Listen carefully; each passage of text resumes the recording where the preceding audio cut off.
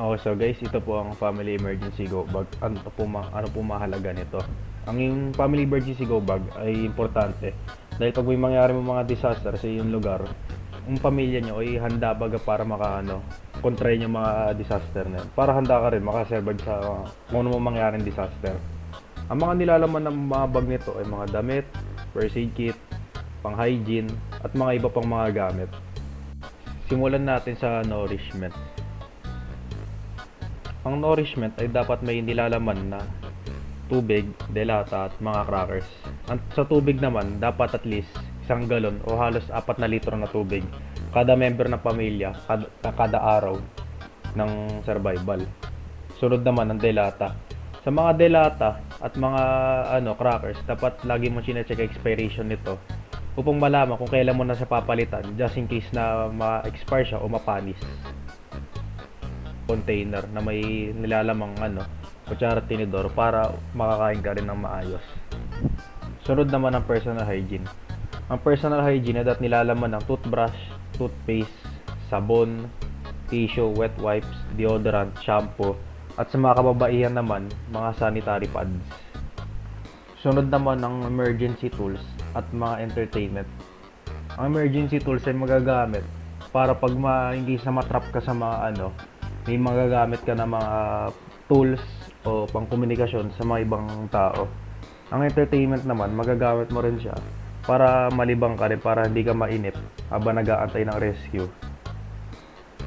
Ang emergency tools ay nilalaman na flashlight, whistle, extra na cellphone, debaterya na radyo, charger ng cellphone, glove, lighter o kaya flashlight na nakasil sa isang plastic container para hindi mabasa, isang multi-tool device katulad ng Swiss Army knife, pati ballpen para may susulatan ka. Sa entertainment naman, kahit anong ilagay mo, basta yung nakakalibang para hindi ka lang mainip. At isa pa, ang mga importante dokumento.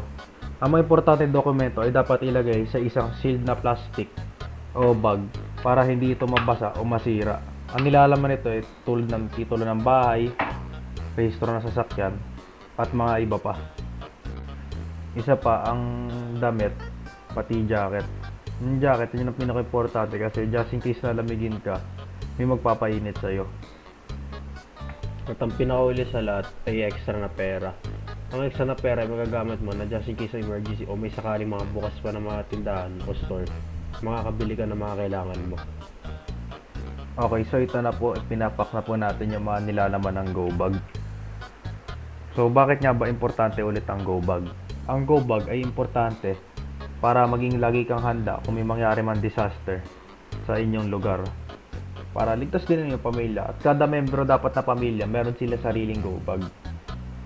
Dapat din ang go bag ay magtatagal siya, kada membro ng pamilya dapat at least 3 araw yung mga supply nyo, kasi kadalasan 3 araw rin naman ang bago dumating ang rescue Pero kung worst case scenario, maaari mo tipirin ang supplies mo para tumugal ka pa na mga ilang araw. At ang pinakahuli, ang go bag ay dapat nilalagay sa exit ng inyong bahay, kasi para just in case lumindol bigla, paglalabas ka ng bahay, makikita mo yung go bag mo, parang na-go bag ko, kunin mo na lang ganon, takbo ka na alis sa bahay, para kaysa tatago mo pa, hanapin mo. At least yun, pag sa exit, pag nakita mo yung go bag mo, kunin mo yan, alis ka na kagad ang bahay mo, para mas mabilis, pati mas safe.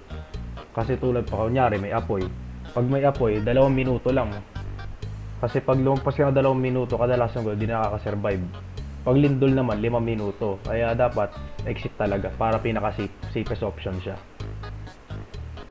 So, tulad nito, nilagay ko na siya sa may exit para mabilis mo siya makuha just in case na kailangan mo tayo lumabas ng bahay. So, yun na po guys. Lagi po mag-iingat at disclaimer lang din po, yung mga gamit po na pinakita dito ay hindi po sponsored. Salamat at lagi mag-iingat.